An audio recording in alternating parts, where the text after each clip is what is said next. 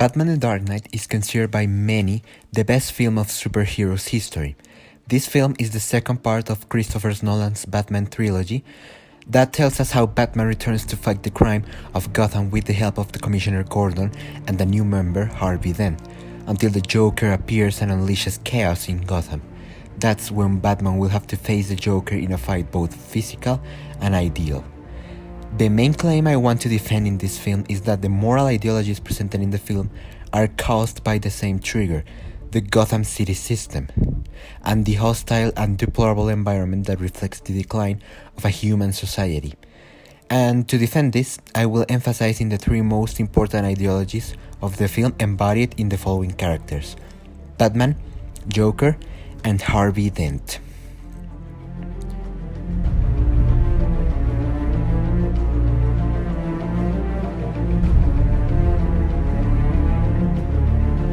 Normally, when talking about Batman, he is usually called a hero. However, this is precisely the conception that Christopher Nolan wants to criticize with his Batman. Batman is born from pain, involuntarily, that is product of a misery of a city, that is reflected in the death of their parents at the hands of a criminal. It is for that reason that Bruce decides to train both body and mind to reach the human cusp, in order to eradicate corruption and crime from Gotham, but in a more poetic way. Not only does he try to defeat criminal after criminal, but he wants to change the ideology of Gotham throughout an element that is capable of transforming people's minds, a symbol, the symbol of Batman, and how he is changing the system. In the first minutes of the film, we are presented with how the idea of Batman has made the system purge itself. The streets are safer, the judges are less afraid of fighting the mob, and even the same people see Batman as a symbol. That is why he's not just being a hero. He's being something more. This is related to a phrase mentioned by the philosopher Immanuel Kant in his book The Metaphysics of Customs, where he says, "Respect for a simple idea concedes the dignity of every rational subject to be a legislative member in the realm of ends." Where have I heard that before? A vigilante is just a man lost in the scramble for his own gratification. He can be destroyed or locked up. But if you make yourself more than just a man, if you devote yourself to an ideal, and if they can't stop you, then you become something else entirely. Which is?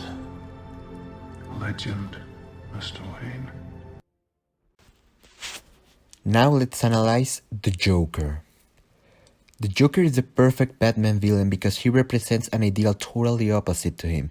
But what makes it different? What does the Joker believe? Well, the answer is given by him in his introductory scene. Think you're smart, huh? The guy that hired yous. He'll just do the same to you. Oh, criminals in this town used to believe in things. Honor. Respect. Look at you. What do you believe in, huh? What do you believe in? I believe whatever doesn't kill you simply makes you stranger. This is a reference to the famous phrase, "Whatever doesn't kill you simply makes you stronger," but changing one letter.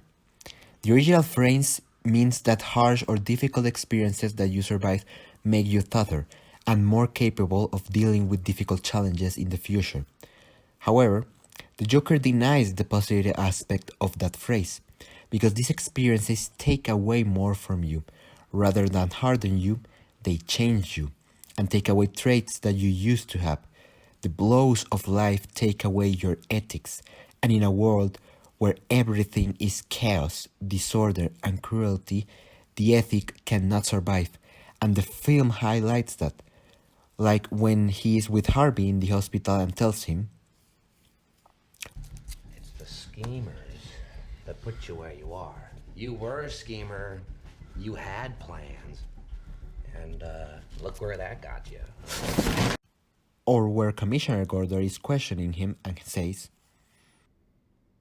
Assuming, of course, that they are still your people and not Maroni's. Does it depress you, Commissioner, to know just how alone you really are? We do not need to know his story, because with dialogues like this we can intuit that he was a man forced to corrupt himself by realizing that morality is impossible in a city as decayed as Gotham. That is why he sees that all moral construction and disorder is something false, is something incorrect, which prevents men from being who they really are, animals that are guided by the most basic instincts, and that deep down we can all be maniacs like him with enough fear.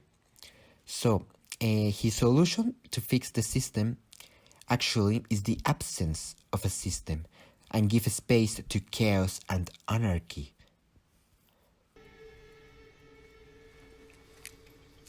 Introduce a little anarchy. Upset the established order, and everything becomes chaos. I'm an agent of chaos. Oh, and you know the thing about chaos? It's fear. This city just showed you that it's full of people ready to believe in good. Until their spirit breaks completely. And now we come to the key to the entire movie, Harvey Dent. This character is where Batman and Joker will paint their ideological battle.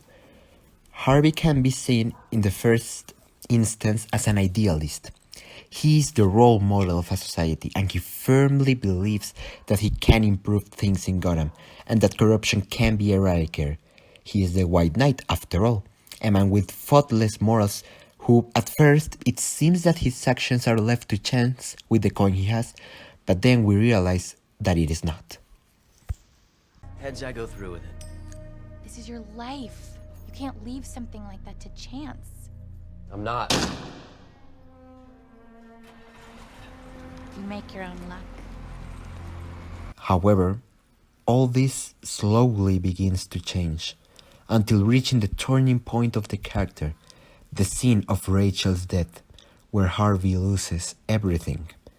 This scene is powerful, it's really powerful, because it shows us how everything that Harvey believed failed him. The system failed him, his colleagues betrayed him, his symbol of hope failed him, and blinded by pain, he realizes that he's fighting a fight that he can never win. Gotham needs its true hero. And I let that murdering psychopath blow him half to hell. And is the visual representation of how the system corrupts us, how the man who tries to do good is not rewarded because of the same system that forced him to corrupt. What is the use of being moral in a society devoid of morals? It's not about what I want. It's about what's fair! You thought we could be decent men in an indecent time. But you were wrong. The world is cruel, and the only morality in a cruel world is chance. Unbiased, unprejudiced, fair. And now I would like to finish with my open question, that is, what is the true nature of human being? Are we just animals trying to hide our own basic instincts like the Joker believes? Or are we something more, just like Batman believes? And that's all for today. Hope you guys enjoyed, and see you on the next one.